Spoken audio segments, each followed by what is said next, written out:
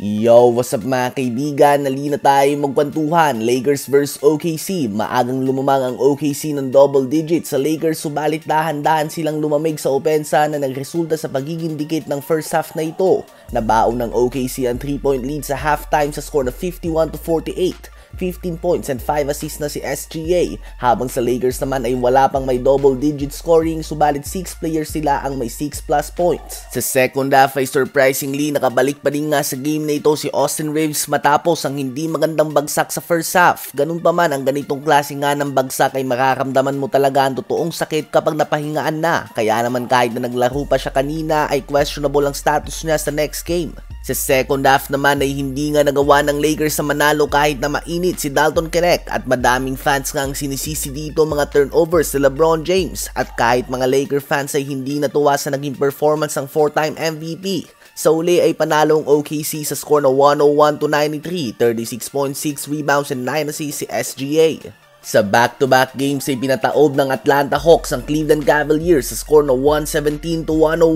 23 points, 5 rebounds si DeAndre Hunter, 21 points, 11 assists si Trae Young, at 20 points, 9 rebounds, 7 assists si Jalen Johnson. Sa Cavs naman ay 29 points si Darius Garland at 24 points, 12 rebounds si Evan Mobley. Subalit nakandado nga ni Dyson Daniel si Donovan Mitchell, 12 points lang ito on 5 of 23 shooting sa field. At dahil sa panalo na ito ng Hawks ay laglag na nga sa NBA Cup ang Sixers, Heat, Pacers at Brooklyn Nets. Solid high-flying dunk naman ang pinakita ni Ja Morant. Nagtapos siya na may 27 points and 7 assists sa 120-109 win ng Memphis Grizzlies laban sa New Orleans Pelicans.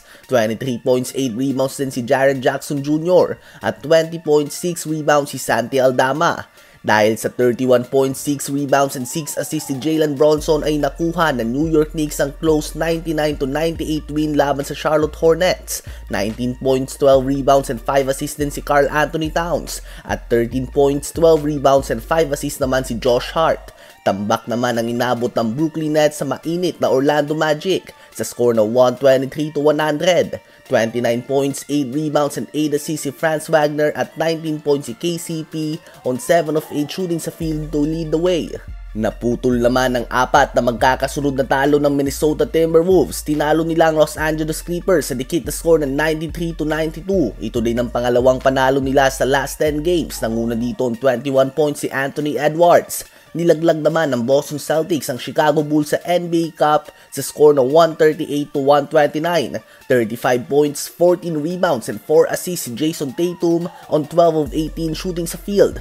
29.7 rebounds din si Peyton Pritchard. 21 points, 8 rebounds Kristaps Porzingis. 21 points din si Jaylen Brown at 16.6 rebounds and 4 assists din si Derrick White. Subalit maaga nga siyang umexit sa game na ito dahil sa sore right foot. Kahit na nakuha ng Boston Celtics ang panalo ay hindi pa din sigurado ang kanilang pwesto sa NBA Cup quarterfinals. Nakadepende pa din nga ito sa resulta ng ilang games sa Miyerkules. Ganun pa man ay dahil nga sa talo ng Cavs at panalo ng Celtics ay isang game na lang ang pagitan nila sa standings at hawak ng Celtics ang tiebreaker advantage.